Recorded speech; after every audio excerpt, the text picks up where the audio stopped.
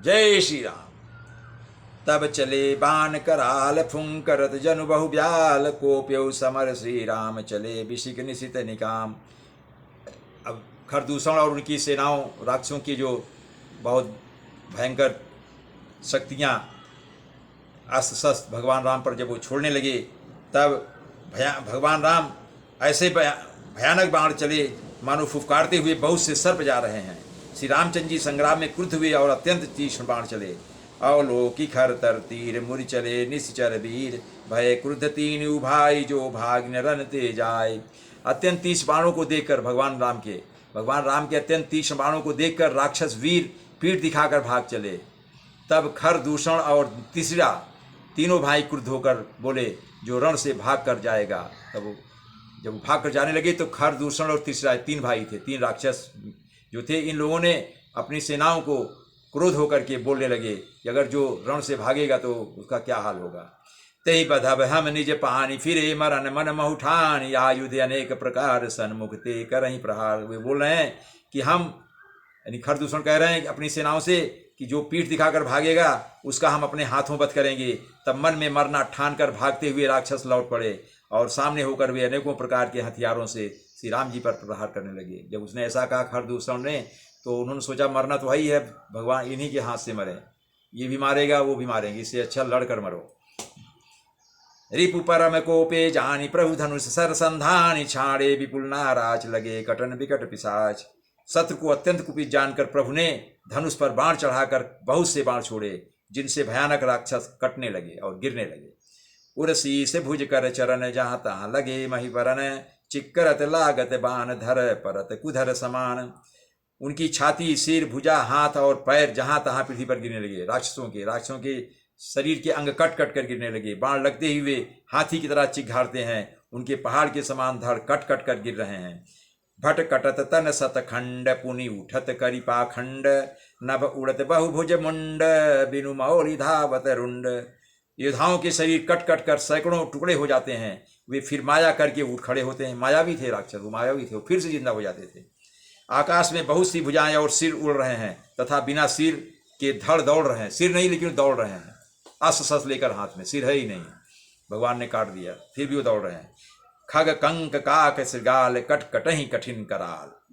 चील या क्रौंच कौए आदि पक्षी और सियार कठोर और भयंकर कट कट कर शब्द कर रहे हैं। कट कटही जम्बुक भूत प्रेत पिशाच खर पर संचही बेताल वीर कपाल ताल बजाई जोगिन नंचही। रघुवीर बाण प्रचंड खंडही भटन के उर भुज सिरा जहाँ तहाँ पर ही उठी दरही धर धरु धरु करही भय कर गिरा। सियार कटकटाते हैं, भूत प्रेत और पिशाच खोपड़ियां बटोर रहे हैं अथवा खप्पर भर रहे हैं। वीर वैताल खोपड़ियों पर ताल दे रहे हैं और योगिनियां नाच रही हैं। श्री रघुवीर के प्रचंड बाण योद्धाओं के वक्षस्थल, भुजा और सिरों के टुकड़े टुकड़े कर डालते हैं। उनके धड़ जहां तहां गिर पड़ते हैं, फिर उठते और लड़ते हैं और पकड़ो पकड़ो का भयंकर शब्द करते हैं। मायावी थे राक्षस। अंतावरी गही उड़त गीध पिशाच कर गही धावही संग्राम पुरबासी मनहु बहु बाल गुड़ी उड़ावही। मारे पछारे उर बिदारे विपुल भट कहरत परे और लोक निज दल विकल भट तिसरादि खर दूषण फिरे।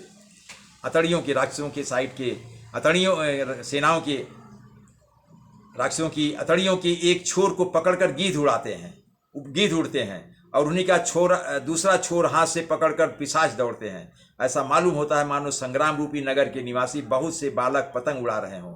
अनेकों योद्धा मारे और पिछाड़े गए, बहुत से जिनके हृदय विदीर्ण हो गए हैं पड़े कराह रहे हैं। अपनी सेना को व्याकुल देखकर त्रिशिरा और खरदूषण आदि योद्धा श्री राम जी की ओर मुड़े। अब रामचंद्र की ओर मुड़ रहे हैं खरदूषण और तीसरा, जब अपनी सेनाओं का संहार होता हुआ देखे। सरशक्ति तोमर परशुशूल कृपान ये कहीं बारही करिकोप श्री रघुवीर पर अगणित निशाचर डारही। प्रभु निमिष महुरिपु सर निवारी पचारी डारे सायका 10-10 विसिक उर माझ मारे सकल निश्चर नायका। अगणित राक्षस क्रोध करके बाण, शक्ति, तोमर, फरसा, शूल और कृपाण एक ही बार में श्री रघुवीर पर छोड़ने लगे। एक साथ सारे अस्त्रों को छोड़ा भगवान राम पर। प्रभु ने पल भर में शत्रुओं के बाणों को काट कर ललकार कर उन पर अपने बाण छोड़े। सब राक्षस के सेनापतियों के हृदय में 10-10 बाण मारे। मही परत उठी भट भिरत मरत न करत माया अति घनी सुर डरत 14 सहस प्रेत बिलो की एक अवधनी सुरमुनि सभय प्रभु देखी माया नाथ अति कौतुक करयो देखहि परस्पर राम करि संग्राम रिपुदल लरि मर्यो। योद्धा पृथ्वी पर गिर पड़ते हैं, फिर उठकर भिड़ते हैं, मरते नहीं, बहुत प्रकार की अतिशय माया रचते हैं। देवता यह देखकर डरते हैं कि प्रेत राक्षस 14,000 हैं और अयोध्या नाथ श्री राम अकेले हैं। राक्षसों की सेना कुल 14,000 थी, अकेले भगवान राम उनका मुकाबला कर रहे हैं। इसलिए देवता लोग बहुत ही दुखी हो रहे हैं, डर रहे हैं कि भगवान राम अकेले कैसे करेंगे। देवता और मुनियों को भयभीत देखकर माया के स्वामी प्रभु ने एक बड़ा कौतुक किया। भगवान ने भी एक कौतुक खेला, आश्चर्यमय किया, जिससे शत्रुओं की सेना एक दूसरे को राम रूप देखने लगी और आपस में ही युद्ध करके लड़ मरी। भगवान ने एक ऐसी माया रची कि वो जो थे सभी शत्रुओं की सेना जो है वो एक जिसको ही ओर देखते हो राम दिखाई देता है, इसलिए उनको राम समझ के मार रहे हैं, लेकिन मर रही उनकी सेना, यानी वो आपस में ही मर रहे हैं। राम राम कही तनु तजहि पावहि पद निर्वाण करि उपाय रिपुमारे क्षण महु कृपा निधान। सब राक्षस यही राम है, इसे मारो, इस प्रकार राम राम कहकर शरीर छोड़ते हैं और निर्वाण मोक्ष पद पाते हैं। ये है भगवान राम की महिमा।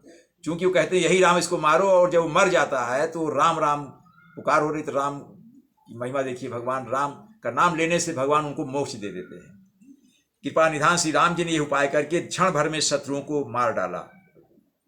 हर सित बरसहि सुमन सुर बाजहि गगन निशान या स्तुति करी करी सब चले शोभित विविध विमान। देवता हर्षित होकर फूल बरसाते हैं, आकाश में नगाड़े बज रहे हैं, फिर वे सब स्तुति कर करके अनेकों विमानों पर सुशोभित हुए चले गए। जय श्री राम।